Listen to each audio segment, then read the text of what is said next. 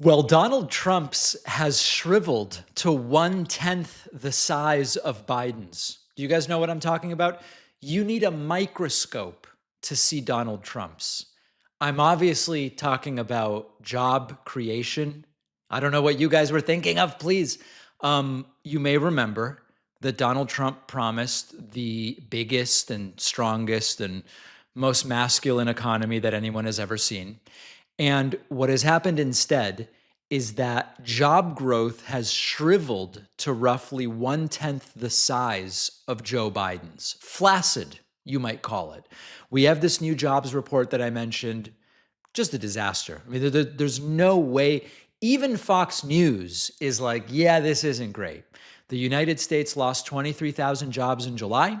Economists expected about 80,000 jobs to be added, meaning there was a miss of expectations by about 100,000 jobs. Not good. We then get to the previous numbers.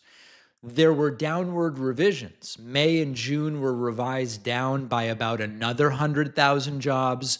May was roughly cut in half. The report was 129,000. It was really 63,000 jobs created in May. June was reported as 57K. It was only 20,000, almost a 2/3 downward reduction. This is terrible. This is, no matter who you are, this really should go beyond politics. Oh, David, you're on the left. Don't you want Trump to fail? No, first of all, I care about people other than myself. So I care about other people not having jobs. And even if you want to go, even if I'm selfish about it, I want the show to do well. And if a ton of people don't have jobs, that's people who can't buy the stuff our advertisers want to sell. So our advertisers won't renew. They won't be able to afford memberships. So whether it's just I actually care about other people, I would want the jobs numbers to be good. If it's I want the best thing for the show and me personally, I would want the jobs numbers to be good. It's good for everybody for jobs numbers to be good. Over the last 12 months, the United States economy has averaged only 34,000 new jobs a month once you take into consideration these downward revisions. 34,000 under Trump, 336,000 under Biden. Now, remember, this is not a show where I'm the cult leader. In fact, this is so we're kind of getting off track here, but I think I would be much more successful and this show would be much bigger if I organized this show around me as a cult leader with unique knowledge that only I can give you and encourage people not to fact check me. But the truth is, it's Trump who goes, don't believe what you're seeing, don't believe what you're hearing, don't believe what you're being told by the fake news media, just believe me. But I encourage you, one of the themes of the last 80 years of sort of the modern political era, the post-World War II era, we could say, is that there are way more jobs created under Democratic than Republican presidents. Don't believe me? Good. You should be skeptical. Go and verify it. Or maybe you're like, trust but verify. David, you're probably trying to tell us the truth, but maybe you got it wrong. Go verify it. Now, when Republicans have no choice but to acknowledge, okay, yeah, there are way more jobs created. It's not close. Way more jobs created when a Democrat is president than when a Republican is president. They will go, yeah, but it's usually the policies of the Republican from before that are starting to take a. There is no justification of that. That has been studied by economists, and that does not appear. Well, jobs are measured differently when No, jobs are measured the exact same way when Okay, so fact check that.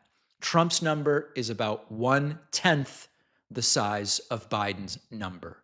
But where has the rhetoric been? Trump has spent years saying every good economic number is my personal achievement. Every good economic number when a Democrat is president, the numbers are fake.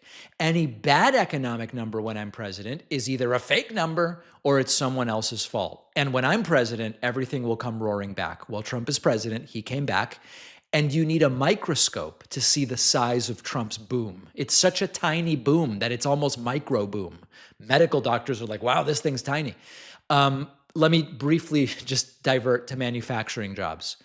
Only 5,000 new manufacturing jobs in July. Retail lost 19,000. Local government education lost 50,000. Private sector added 30.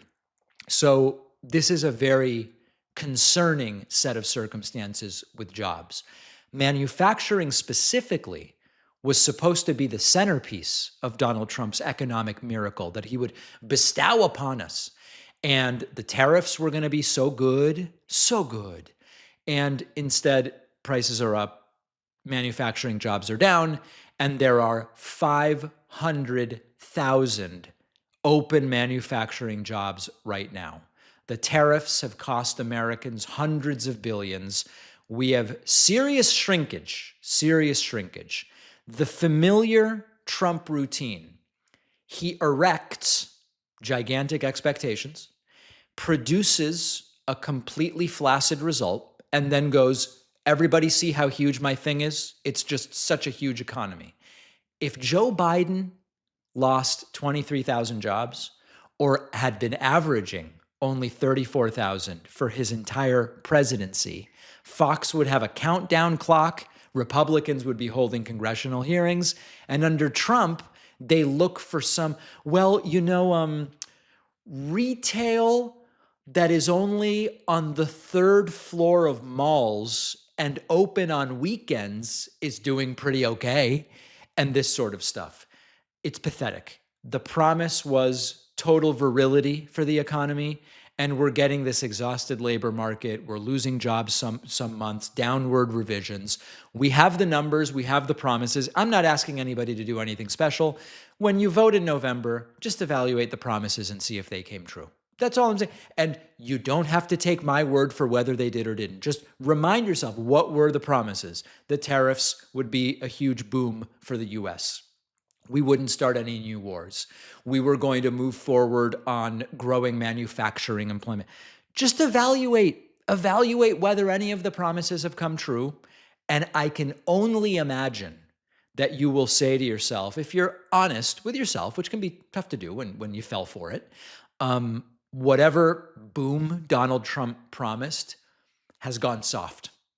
And the softness is pretty embarrassing, but most importantly, it's really bad for this country. And vote based on that.